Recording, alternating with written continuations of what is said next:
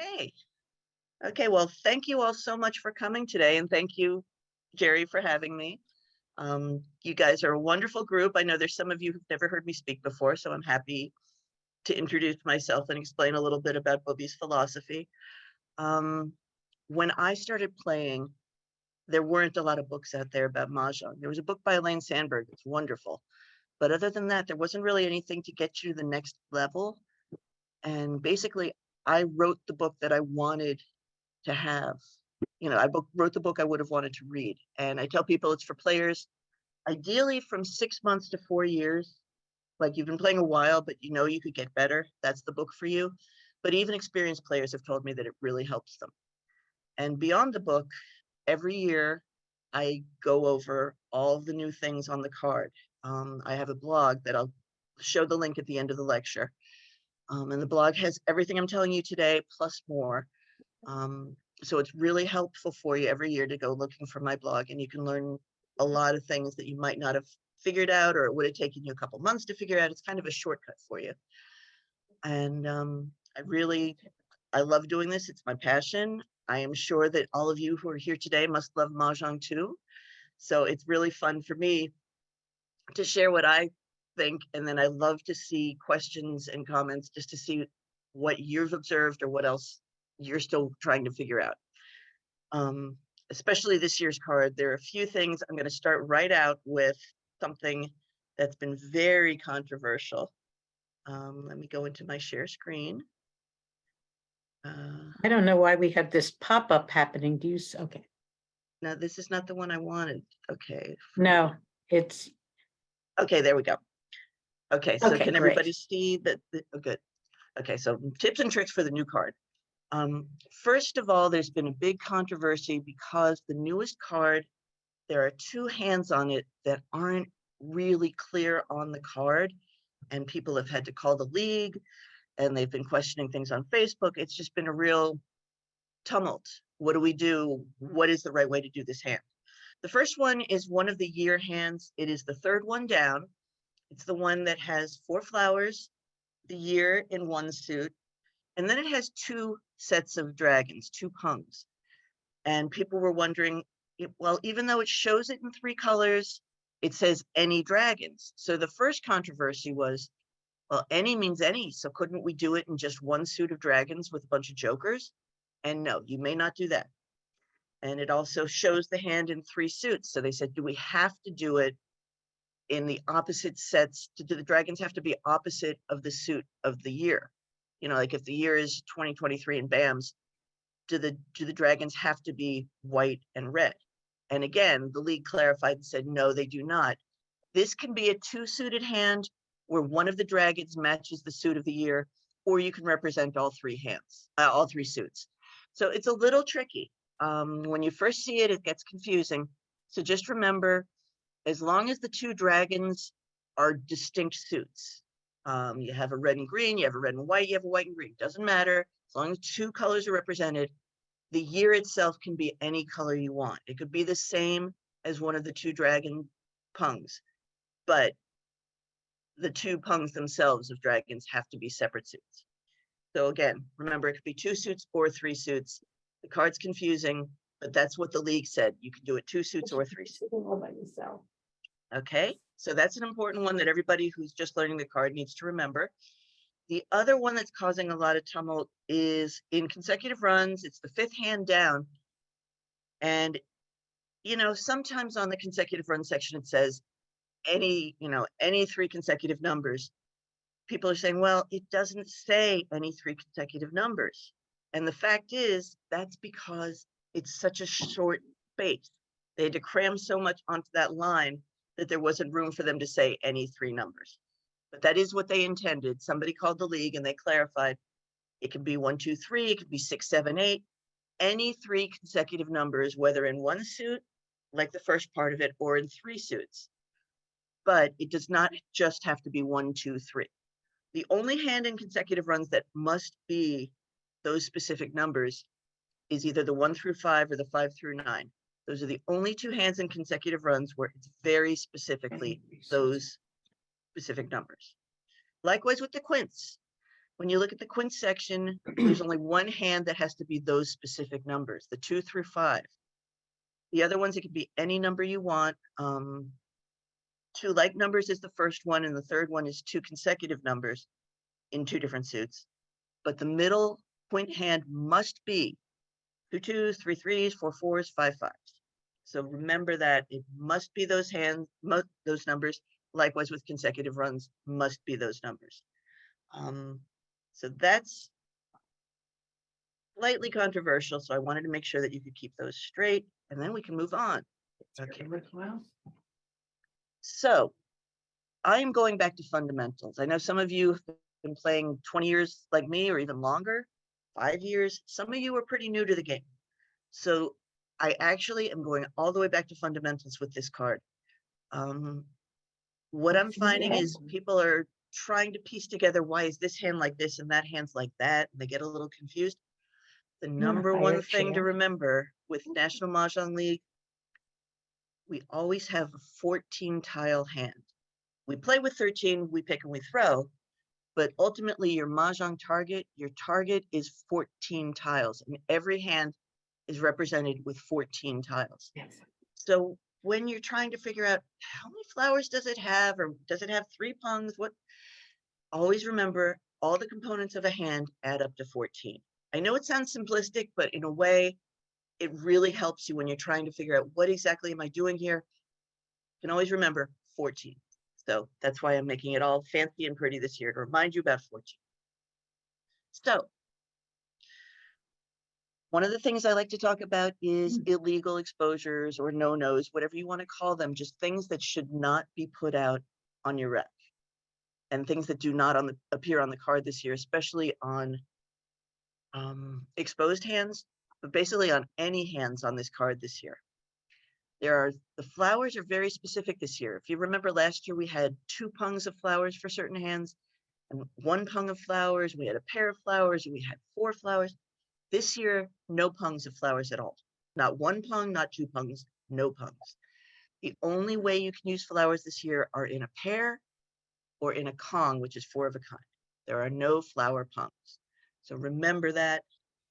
And the funny thing this year with the quints, if you look in that section, all the quints are numbers. There are no quints of dragons. There are no quints of flowers. There are no quints of winds. Somebody's talking. Is somebody... The link is working. Okay. So the idea that every quint, if anybody puts up a quint other than of numbers, their hand would be dead.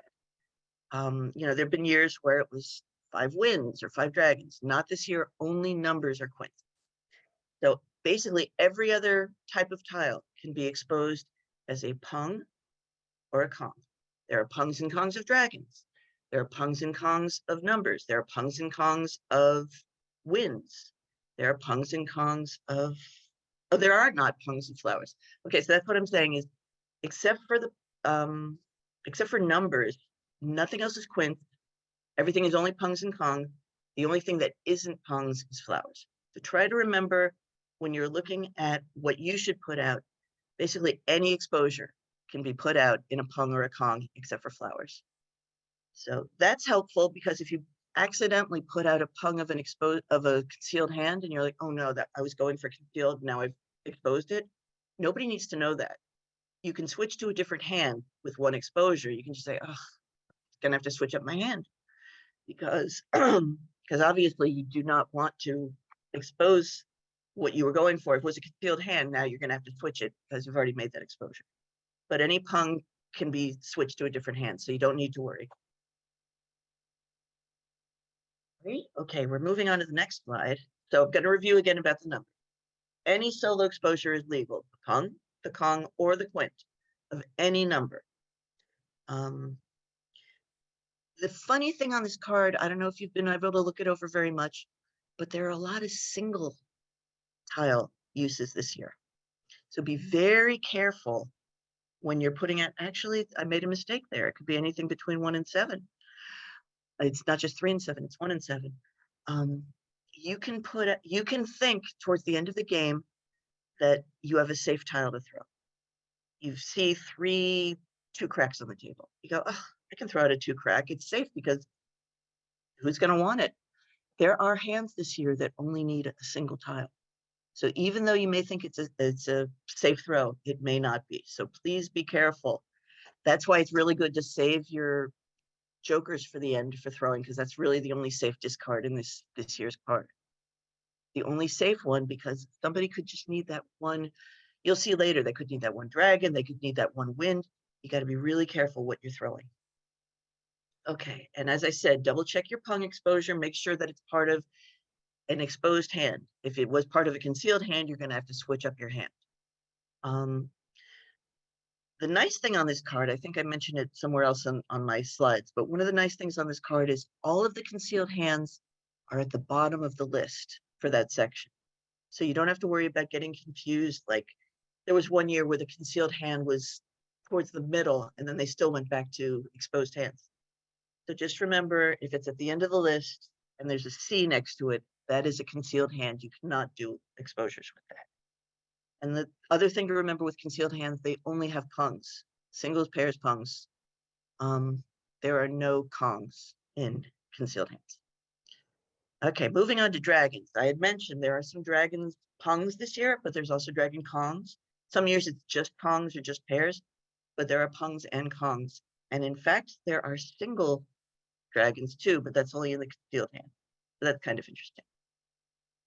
You may see a hand that has two sets of dragons in it. For instance, that one we were just talking about, the 2023 hand with two pungs, has two different sets of dragons, and there are hands that have two sets of kongs of dragons. You will never see a hand that has one pung and one kong.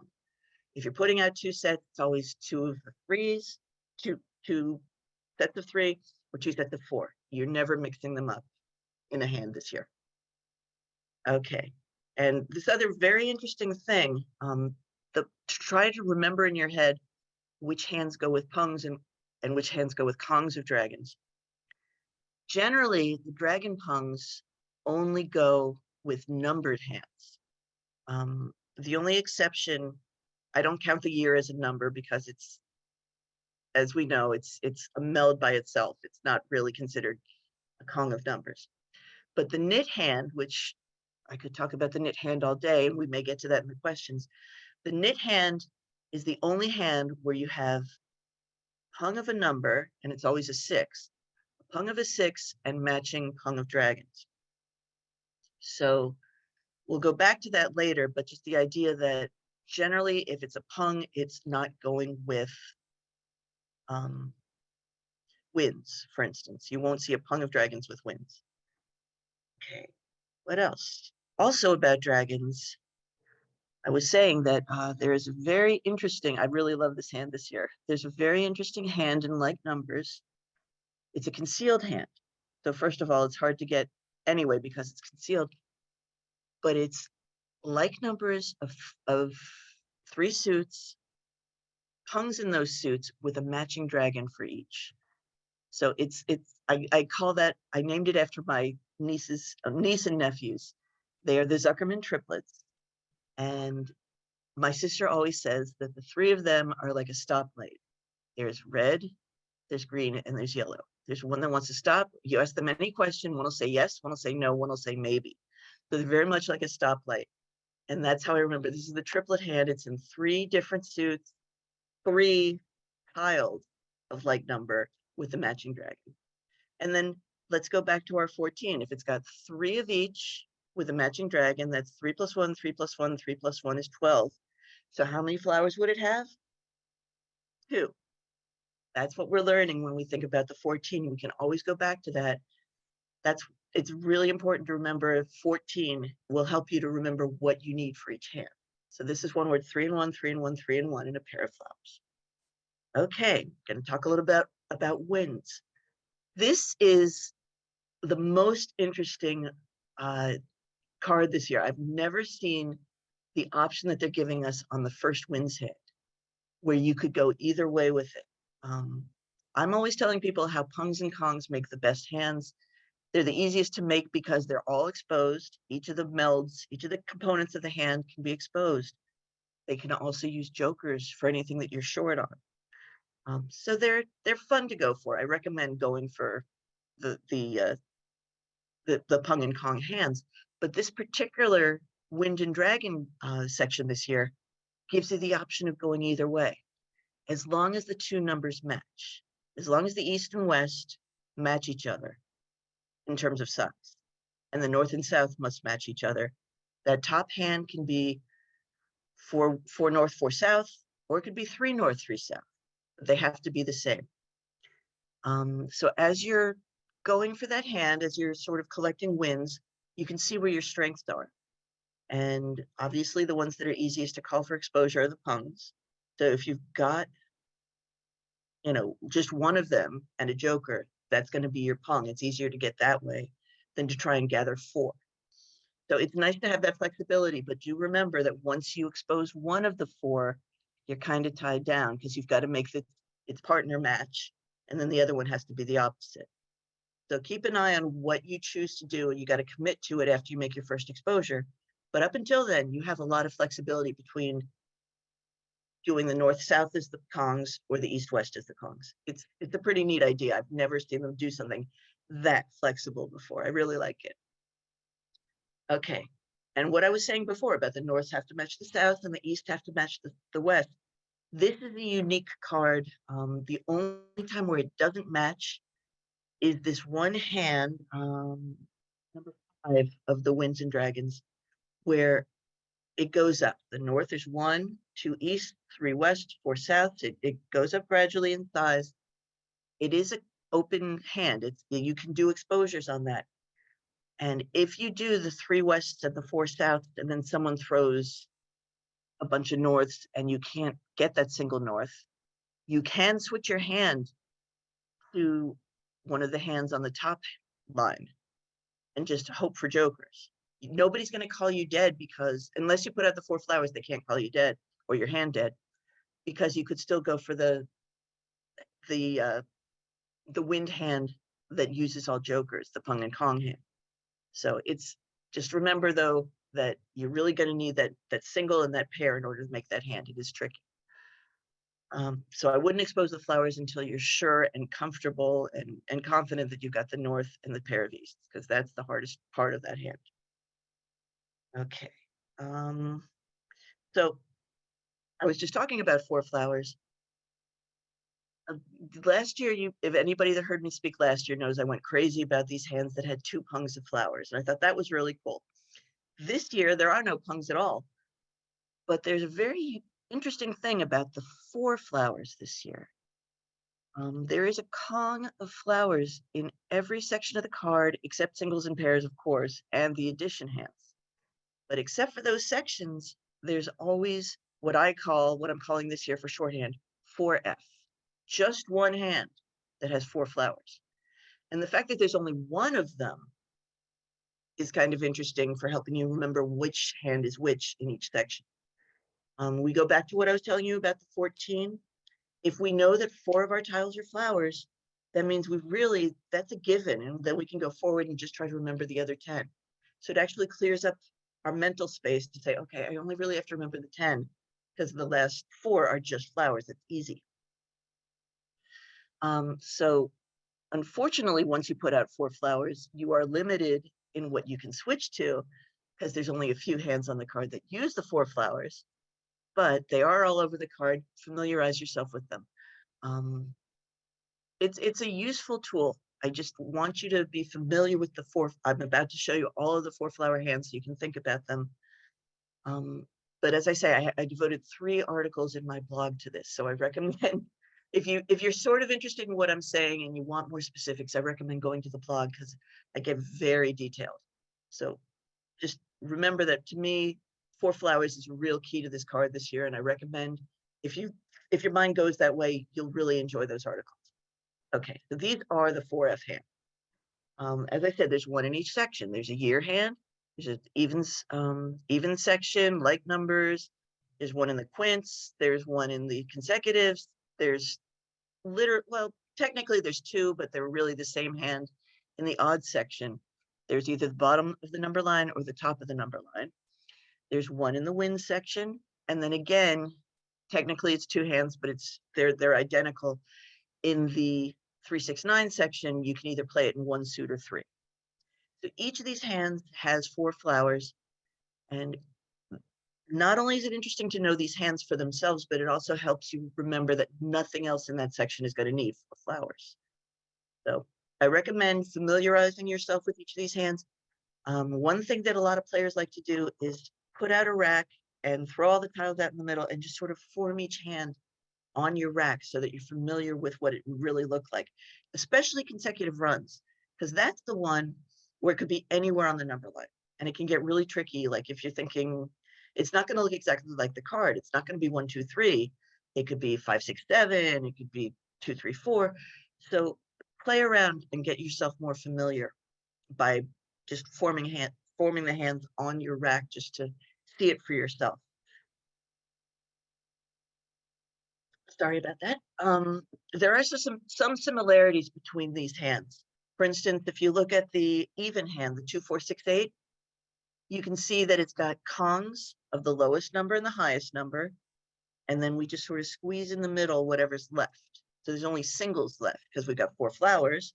So we've only got room for 10 tiles, and 2 of those are Kongs. So that only leaves us 2 tiles. So that's a single 4 and a single 6. Likewise, in 3-6-9, we've got the lowest number and the highest number as Kongs, the 3s and the 9s. So there you've got 3 Kongs. You've only got 2 tiles left for the middle. This time, since it's only 6s in the middle, it's a pair of them. But they're literally the same kind of hand, where it's a Kong of flowers, Kong of the lowest number, Kong of the highest number, and then you squeeze in whatever you've got left in the middle. So that's one way to remember those hands.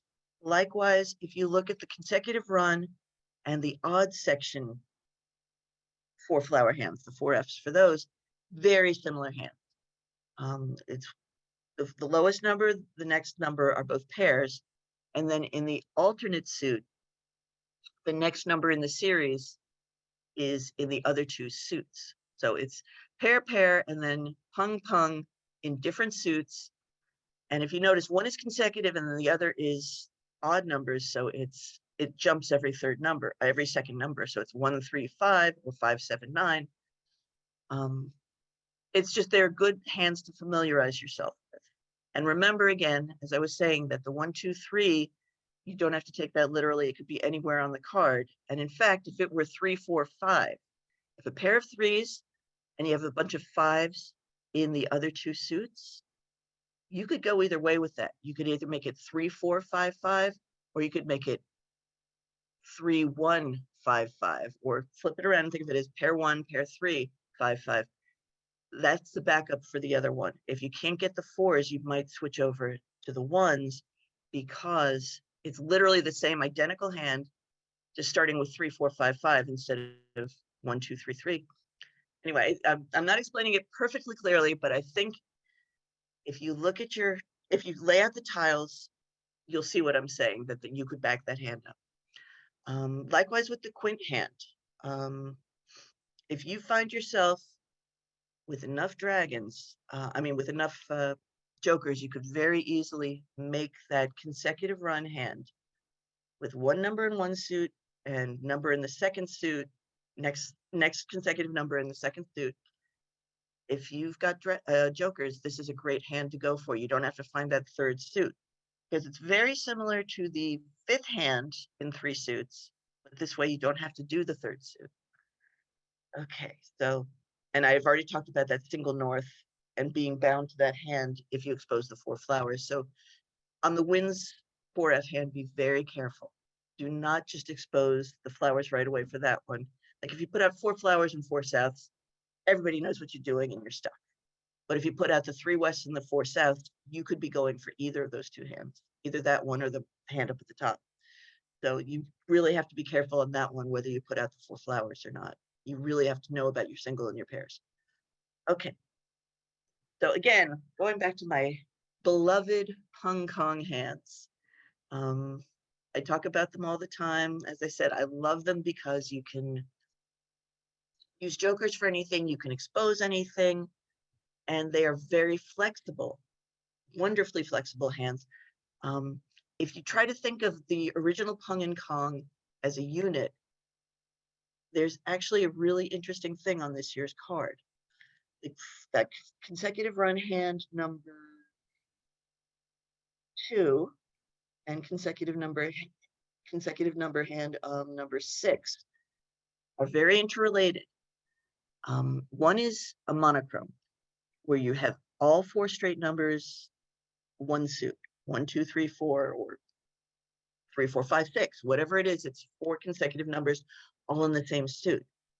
But you could play it in 2 suits, 3, 4 in cracks, 5, 6 in dot. But if you find as you're collecting tiles that it's not really working out, that you have a secondary sequence of numbers, that you're just sort of collecting things in one general, just two specific numbers, they've created a hand for you. There's a Pung Kong hand with the same 2 numbers, Pung Kong, in 2 different suits. And that's a great one. If you're collecting 2 consecutive numbers anyway, say you were thinking you were going for the second hand in singles and pairs, where it's a pair of 1s, pair of 2s in each of 3 suits, and suddenly you're picking up jokers, and you don't have your flowers, then the obvious thing to do would be to switch to this one, what did I call it? Consecutive run number 6, because all it is 2 consecutive numbers twice, Hong Kong. And it's a great hand, very flexible. No one will know what you're doing until you've made the second exposure, or even the third sometimes. But actually, yeah, the third exposure would give you away. Because if you put out 2 Kongs in 2 different suits, it's the same number. They think you're going for like numbers. It's a very good hand. So keep that one in the back of your mind as a really good fall. Which leads to my next topic about backup hands. I try very hard not to make, I call for tiles very early, but I try to make sure that whatever it is that I'm calling for an exposure has a backup hand that goes with it. That what I was just talking about was a perfect example. I've got 3, 4 BAMs, and I've got some other 3s and 4s in other suits, and I've also got 5s and 6s in BAMs. So I'm trying to figure out what exactly it's going to end up being, but I know no matter what, I'm going to be playing with a Kong of BAMs. So if I have 3, 4 BAMs and somebody throws out the 4th one, I will call that like early in the game. No problem. Even if I have to use a joker to call it, I'll call it, because I have as good a chance as anyone else of getting that joker back. When you're playing, especially early on, nobody else might have that Kong yet. I mean, that 4 BAM yet. So you have just as good a chance of picking up and redeeming for your own joker. So anyway, I will make that first exposure knowing that I will be able to have some flexibility. There are a couple hands that work with that particular exposure. And I think, honestly, when I talk to people and they say, oh, I never win, one of the reasons they don't win is they're not very aggressive. And especially if you have a backup hand in mind, I say, go for it, do your first exposure, because you might not get the opportunity again. They may not throw the next tile until the very end of the game. Especially knowing that you've got the backup and you have some security in that, go for the first exposure. There's really no harm. Okay. And then the next thing I remind you is to be creative, that don't necessarily rely on the same section for your backup. Get familiar with the entire card. What you're going to find are there are like numbers all over the card, even though there's only 2 official like number hands. There are different hands all over the card that use 2 Kongs of the same number or 2 Pungs of the same number. So there's like numbers all over the card. Just get familiar with them. Quint hands, as I said, get comfortable with those. Singles and pairs. I always tell people, do not discount any section of the card. Don't say, oh, I hate singles and pairs. I'm not, they make me nervous. Sometimes your hand is going to be best for a singles and pairs. If you don't have jokers, it's an obvious thing to play. There are going to be times when the even section or a suit with or a hand with 3 suits is the right hand to play. And even if you're uncomfortable with it, you've got to expand and be comfortable with every hand on the card.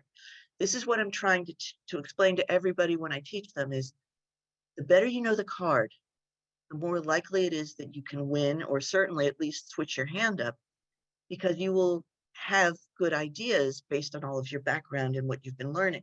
What I'm trying to do is get you as familiar as possible with the cards so you know all of your options. Don't say, I won't play wins, or don't say, I won't play evens. Never discount any section of the card. Try and learn them all. I'm not telling you to memorize them. That's really, it's not the most effective use of your time. The best thing is to be familiar with all. Even as I was telling you on the top line, go ahead and expose, I will remind you that every hand is concealed at the beginning. So if you do find yourself with no jokers and you think, I think I'll go for singles and pairs, awesome. Go for it. Nobody needs to know if it goes dead. Like if you no longer could make it, now you'll just have to switch up your hand and have some other hands in mind of what you're going to switch to. No one's going to know that your hand was originally something else.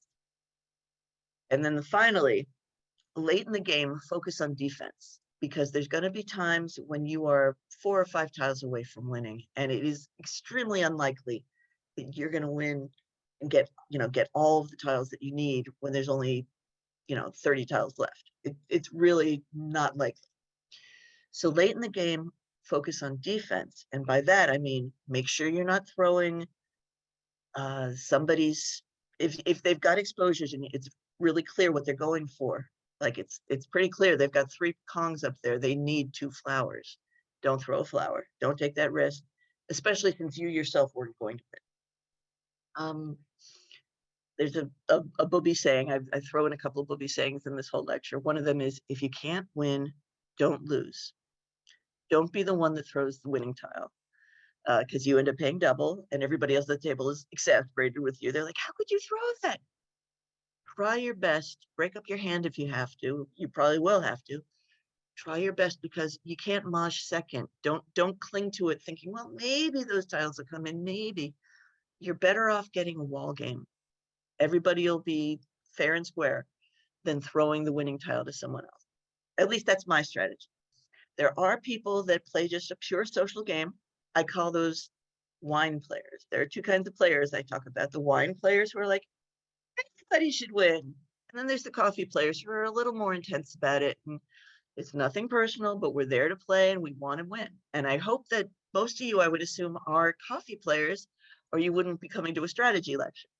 But yeah, once in a while, we all need a wine game. There are nights when everybody's just had a long week and you see that Elsie over there hasn't won it all and you feel bad. So you might throw her a bone. You might pass her some good tiles in the Charleston just so she'll have a win and she won't feel bad. But in general, we're here to win. Let's be honest. Okay, but so focus on defense if there's no chance of winning. Okay, so I'll give you a really good example of a backup hand and when you would need it and what would you do.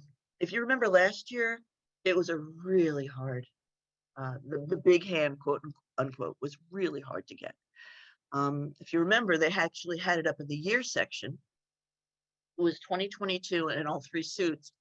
And what that meant was that you literally had to have 9 out of the 12 possible 2s, 3 in each suit, but not using any jokers, plus the 3 soaps and a pair of flowers. And it paid a little bit better than usual. It paid 85 cents instead of 75, but it was tough to get, especially with people. You might have won it against some bots once in a while, but it's very hard to beat humans because they sort of, nobody I know is passing soaps during Charleston. So it's very hard to gather 3 soaps and all those 2s and enough. It's just a very difficult hand. This year, we're back to a normal hand where, it's only 2 2s and a 3 in all 3 suits, plus the soaps. So it's only 75 cents. But it is hard to get. But let's say you start out pretty nicely. You've got a couple of the soaps. You've got at least 1 2 in each of the suits. You've got a 3 in some of the suits. You got a flower. It looks like you might make it. You've got some other stuff that you're going to have to get rid of and rely on luck. But it's possible for you to make it. But circumstances will change. You'll see that somebody throws out something that you need desperately, or you'll see that you start picking up jokers, or there's just all sorts of things that change as the game progresses. And the hand that you thought you were playing at the end of the Charleston has to change. So what are some of the things you could switch that hand to? So the reason I put up some what ifs here to show you, what if someone threw out a second soap? So there are now no longer any more soaps available. There's no way you can make this hand because you need 3 soaps. Well, there are a couple options. One is to switch to one of the regular year hands. But another thing that I will remind you, and it's kind of cool, is to look at the second hand in singles and pairs. There are, if you play it with 2s and 3s, if you've been playing and you've got your pair of 2s in all 3 suits, and you've got a 3 in all 3 suits, and your problem was you didn't have enough soaps, well, why don't you see if you can get 3s instead of soaps? And so it becomes 2-2-3-3 instead of 2-0-2-3. It's virtually the same hand, you're just substituting 3s for soaps. It's worth trying for, especially if you don't have joke.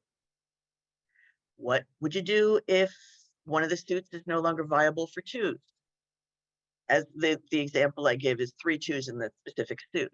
So there's no way that you're going to be able to get 2 2s in bands because somebody exposed 3 bands. You're going to have to switch it up to one of the hands in the top of the year section. Probably the number 1, where it's 3 2s, 4 soaps, 3 2s in a second suit, and 4 3s in that same second suit. And that is doable, especially if you have jokers, but you're certainly never going to be able to make that hand, the 75% hand, if you don't have 2s in each suit. But it is important to think about, well, what would I do if that happens? And that's something that you certainly could fall back on. And the third option, what if you pick up more than 1 joker? I always remember Esther. There's one of my very good friends, her mom is relentless. She really wants to make that big hand. And she will, if she's close, she will throw out jokers, holding out to make that big hand. Sometimes she gets it, and sometimes she doesn't, but she's determined. If you are a little more flexible and decide, no, I really just want to win, and I've got some jokers, I might as well use them. There's certainly other hands in that year section to switch to. Again, depends on your personality, but the better you know the card, if you're the type of person that wants to be flexible and can be flexible, there are other options for you. I was going for that hand, and I realized I had the soaps, I didn't have the numbers, and I had 1 green dragon. And once I started getting all the jokers, like, you know what? I'm going to switch to the 4-flower hand, and I'm going to do one of my dragons is going to be soaps. So I used 3 soaps because somebody threw the final of the 4th soap, and I used that as an exposure so that I used 3 soaps for that. And then the other suit had a green dragon, I had a joker, and they threw another green, and that was my second dragon. And then I used the extra joker for making the flowers. It can be done. You can switch it up. You just have to know when to switch and why. If something becomes impossible, don't keep trying. Like, don't beat a dead horse. Move on and figure out something creative that you can do and still have a viable option. I mean, there's no shame if your hand doesn't work out. You're not going to win every hand. We know that. This is another thing Bobby teaches. You really only can expect to win against evenly matched players. You should only expect to win about 20% of the time. I mean, it's great if you win more than that, but realistically, if the players are at the same level as you, it should be pretty even across the board. So don't be disappointed. You're not going to win every hand, but it's nice to at least have a plan in mind. Like, don't just fixate on, I'm only playing the top consecutive runs hand. It's the only hand I play every time. Mix it up a little bit. Challenge yourself. Try to be creative. And that's why I want you to know every hand on the card so you're not afraid of them. And if you really see something on your rack that could be switched or could be something much more interesting using all 3 suits or whatever, the better you know the card, the more options you have. And that's the crux of Bobby's message, is know the card, know how to do backups, prepare yourself. Because there's the famous saying that I use is, luck favors the prepared mind.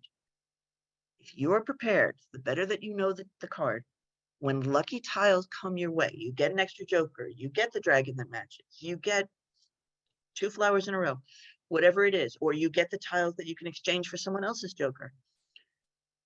if you are prepared, if you are paying attention, you have a better chance to do the lucky things and win because you've prepared yourself for that opportunity. And so here I am teaching you how to prepare yourself better. Okay, so what else have I still got to say? This is the very end of it. When we talked about the card, you know, everybody towards the end of the old card speculates, oh, I hope they have this kind of hand this year. I hope they have that kind. I love the knit hands. I'll explain that if anybody wants during the Q&A. But everybody wanted math hands. They're like, oh, we really want to have addition or multiplication hands. It's been so long. We want those back. I am very clearly showing my opinion of this year's addition hands. I think they're really boring. They're basically like numbers. It's a Kong of 1, 2, 3, or 4 with a matching Kong in a different suit, and then the sum of those. So it's either 2, 4, 6, or 8.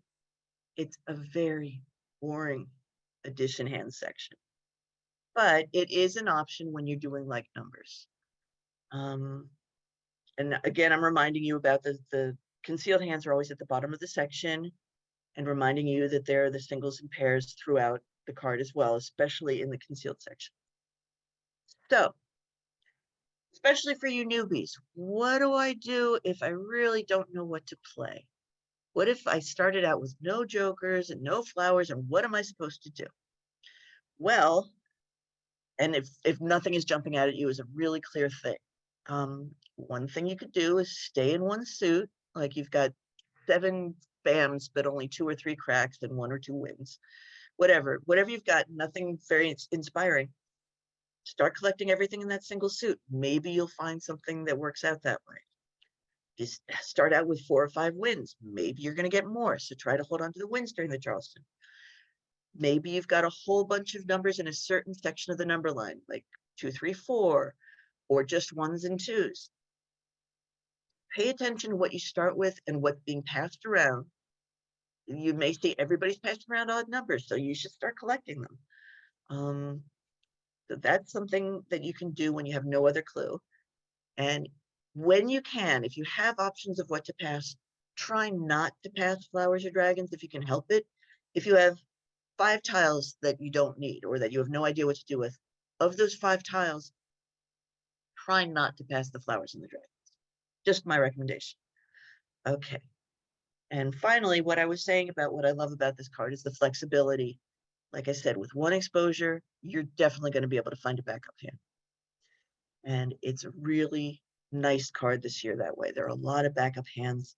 My articles list them literally, like this is this hand, you know, this is the 5th consecutive run hand. This is how it's done, but these are some options for you if you find that you have different tiles showing up. You know, how would you switch your hand? What are the best hands to switch to? So all of that is available in the blog. Here is the website for the blog and my email. And I'm always happy to answer questions by email. You can send me, and I generally get back to people within a couple hours. I mean, people talk about how the league is not very responsive. I do my best because I know, especially on a weekend or something, it's hard to get the answers that you want. But if you have a really, or if you just have a comment, like I've been noticing that there's this or that, what do you think? Email me. I'm always happy to hear from you. And in your spare time, if you feel like it, go read my blog. It's free. It's fun. Just happy to share it with you. So I am closing out of the video now of the slideshow. And now happy to, I'm just going to see if there were any questions in the chat. Okay. Were there? There were. Where'd the chat Can you go? call for a single tile for Mahjong? Yes, you can at the very end. That's the whole point. The very last tile could be, it could be that single north in that wind hand. It could be the soap in your 2023 exposure, but it must be the final tile. Other than that, you cannot call for a single tile. What about a tile to make up the 2023? Yes, you could do that. You've got the 2 and the, you've got the 2 2s and the 0, but you don't have the 3. Someone throws that 3, you can call for that. Any single tile can be called for the final Mahjong. Okay, so I hope that made sense. Yeah.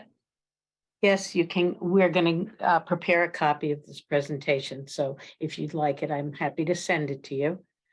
Lynn has a question. She's, No, I just sorry. wanted to see the blog again. Oh, Yeah, okay. okay. Okay, Karen, Yes, when a person says a tile but hasn't put it down yet, can they change their mind?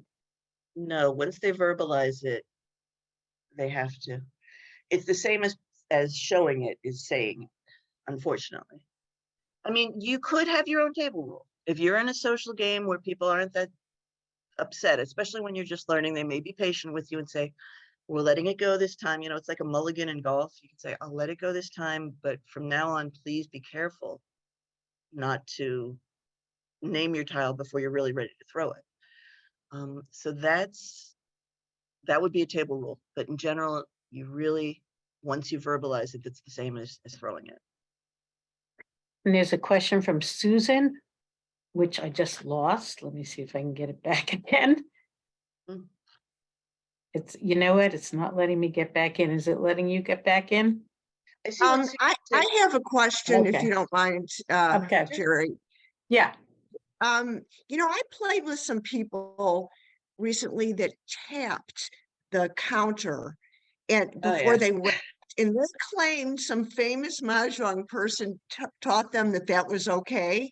And I looked up the rules, you know, on the website, and I couldn't find a rule written to show them that tapping isn't racking. So I agree.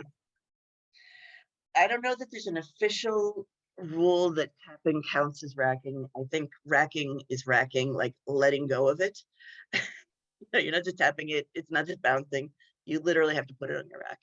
And that probably is my biggest weakness in my game.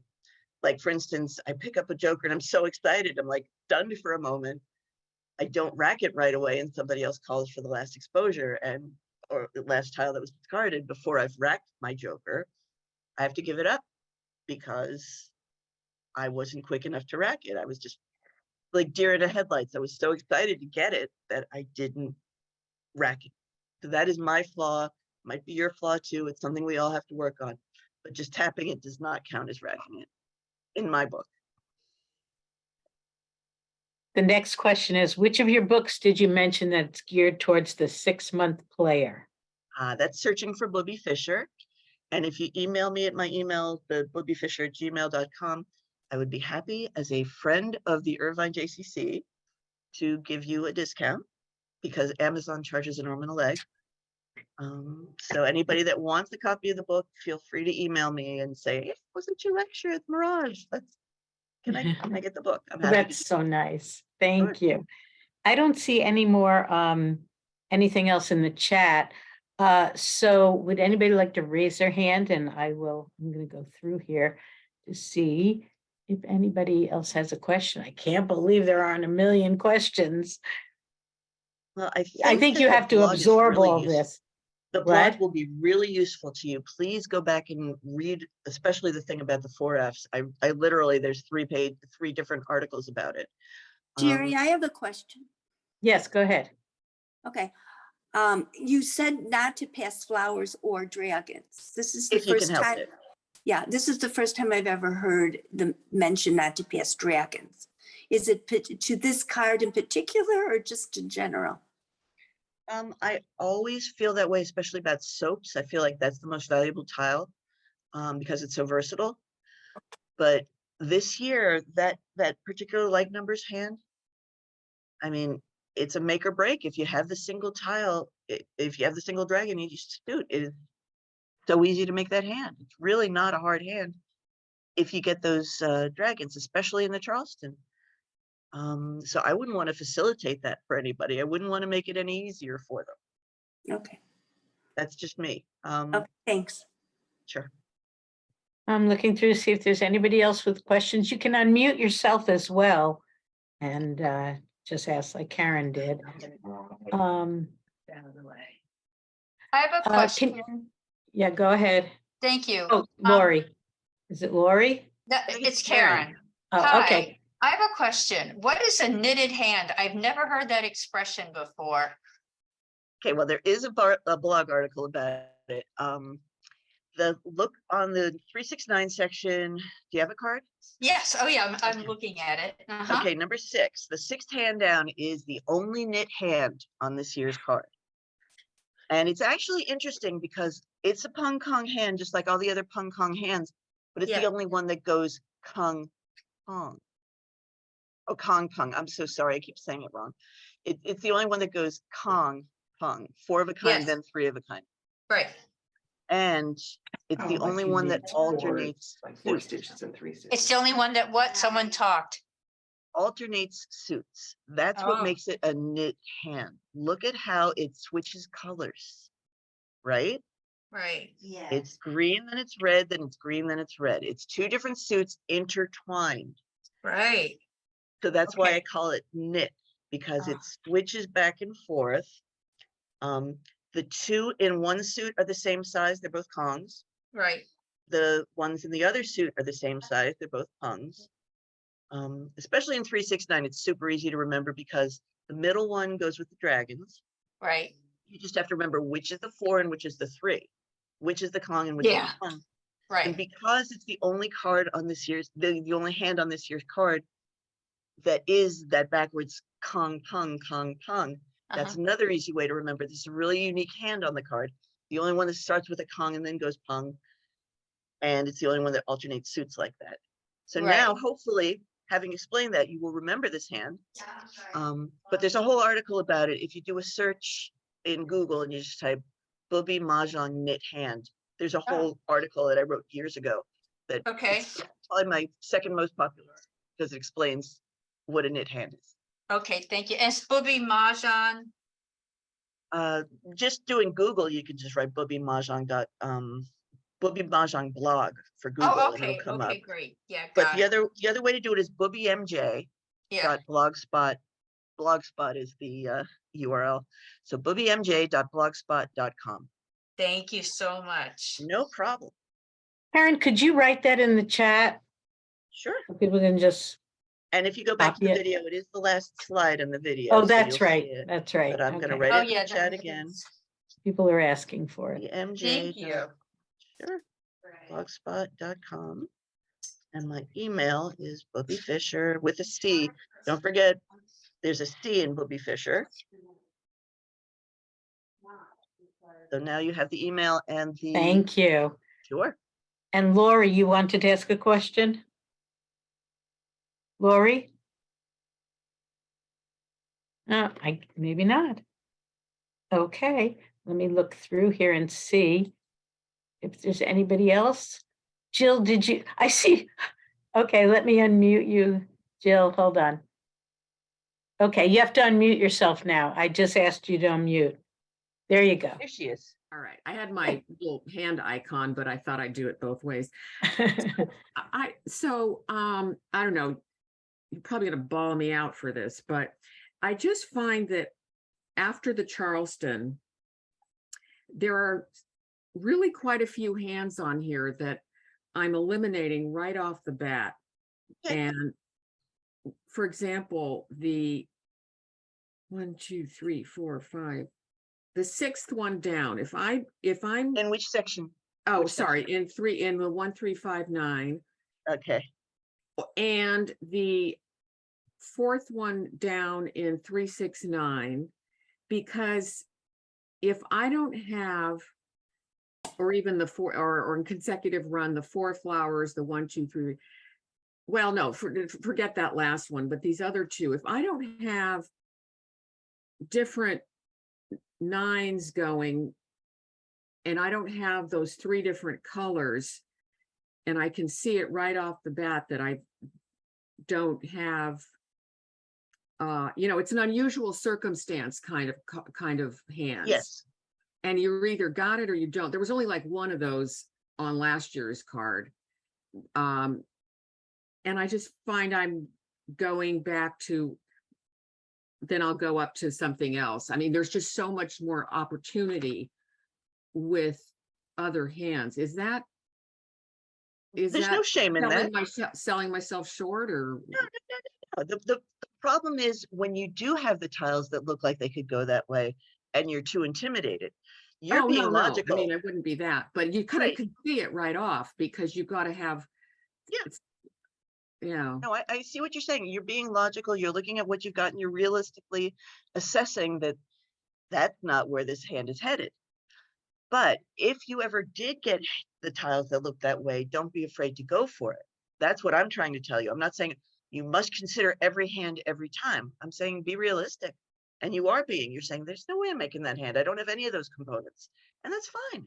That's why we have 60 something hands. yeah, There will be something that fits better.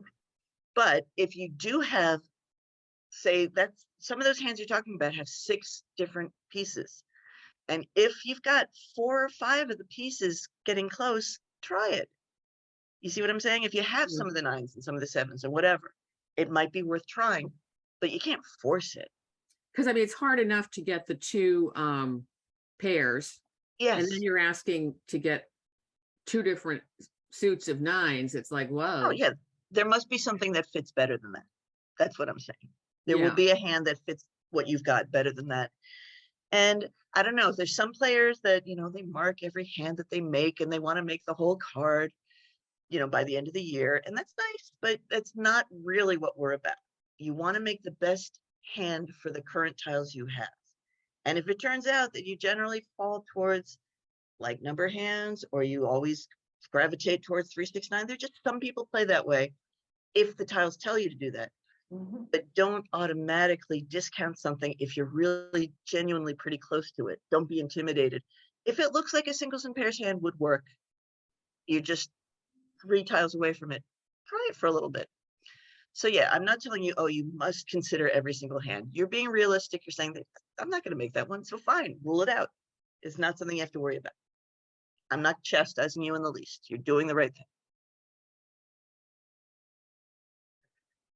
So okay, Andrea, Andrea. go ahead. Hi. So just a quick question. I know you said that we can watch the video, like you'll be sending the video. Is the actual presentation, the slides, Karen, are they PowerPoint or PDF? Can we actually print them? Is it? They're a download? PowerPoint. They're PowerPoint. I could send the PowerPoint to Jerry and she could make it available to you guys. Okay, that'd be great. Thank you. Sure, Thanks so not a much. problem. Okay. You're so generous. Thank you. Looking to see if there's anybody else with questions. Linda Tharp is, and Oh. Vivian too. They're waving their hands. So Linda, Okay. go ahead. Maybe this is very basic, but I didn't understand about, there was one of your notes said, any solo exposure is legal.